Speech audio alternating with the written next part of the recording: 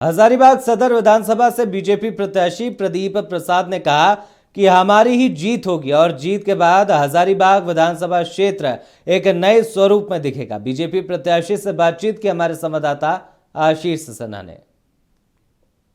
चुनाव की अगर हम लोग बात करते हैं तो हजारीबाग में मतदान की जो शोर शराबा था वो अब खत्म हो चुका है।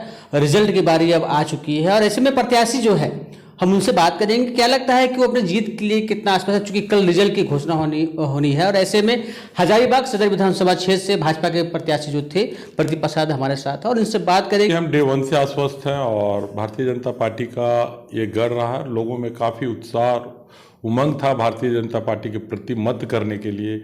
मोदी जी के प्रति जो लोगों का विश्वास था वो अटूट इस चुनाव में देखने को मिला और लोग काफ़ी उत्साहित होकर अपने घरों से निकले, मतदान किए। भारतीय जनता पार्टी ऐतिहासिक जीत के साथ हजारीबाग में अपना आगाज करने जा रही है।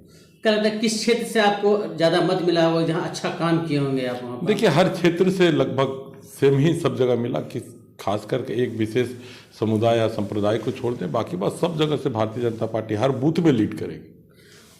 क्या लगता है कि कल रिजल्ट आना है, जो दिल की धड़कनें होती है प्रत्याशियों, कितना लग रहा है कि संयम है, जो आपके जो कार्यकर्ता जो लोग हैं कितने उत्साहित है इसको? देखिए, सारे लोग आश्वस्त है जीत के प्रति। अब आगे क्या करना है उसके लिए हम लोग सोच रहे हैं कि जीतने के बाद हजारीबाग के लिए क्या करें।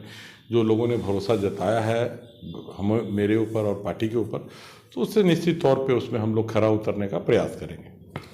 देखिए, जाहिर सी बात है कि जो प्रत्याशी है वो जीत को लेकर आश्वस्त है और अब देखने वाली बात होगी कल आने वाले रिजल्ट में सेहरा सदर विधानसभा का किसके सर पर बनता है और कौन हजारीबाग से जीतकर विधानसभा स्तर पर जाते हैं।